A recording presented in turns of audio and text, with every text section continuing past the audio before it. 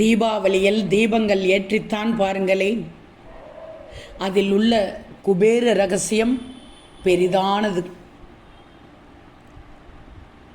தீபம் ஏற்றுங்கள். தீபாவளி என்றால் தீபங்களின் வரிசை என்று பொருள்.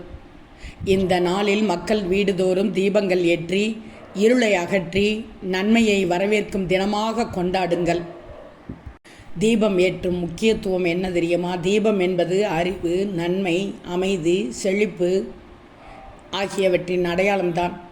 தீபத்தின் ஒளி அறியாமை என்ற இருளை அகற்றுகிறது. இதனால் தீபாவளியில் தீபங்களை ஏற்றுவது ஆன்மீக ரீதியாகவும் பெரும் அர்த்தம் பொதிந்தது. தீபம் ஏற்றும் நேரம். தீபாவளி நாளன்று மாலை வேளையில் சூரியன் மறையும் நேரத்தில் தீபங்கள் ஏற்றுவது சிறப்பாக கருதப்படுகிறது.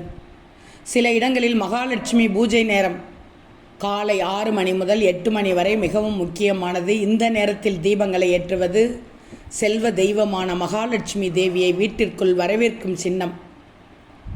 தீபம் ஏற்றும் முறையை தெரிந்து கொள்ளுங்கள். வீட்டு வாசல், மாடி, பூஜை அறை, தோட்டம், கதவு பக்கங்கள் போன்ற இடங்களில் மண்விளக்கு தீபங்கள் வைக்கப்படணும். ஒவ்வொரு தீபத்திலும் எள்ளெண்ணெய் அல்லது நெய் ஊற்றி பருத்தி திரி வைக்கப்படணும். முதலில் கணேசரும் மகாலட்சுமி தேவியும் வழிபடப்படுகிறார்கள். பின்னர் தீபம் ஏற்றி தீபத்தை சுற்றி 3 முறை கரங்களால் சுற்றி மனமார பிரார்த்தனை செய்யுங்கள். தீபம் ஏற்றிய பிறகு அந்த ஒளி வீடு முழுவதும் பரவும்படி இடம் வைக்கப்படுகிறது. தீபங்களின் வகைகள் தெரியுமா? 5 முக தீபம் என்பது 5 திசைகளுக்கும் ஒளிபரப்பும் தீபம். ஒரு முக தீபம் என்பது ஒரே முகத்தில் ஒளிபரப்பும் தீபம். பொதுவாக இது பூஜையில் பயன்படுத்தப்படும். மண் தீபம், வெண்கல தீபம், வெள்ளி தீபம் பயன்படுத்தப்படலாம். சிறப்பு வழிபாட்டு மரபுகள். தீபாவளி நாளன்று கணேசர் மகாலட்சுமி பூஜை மிகவும் முக்கியமானது.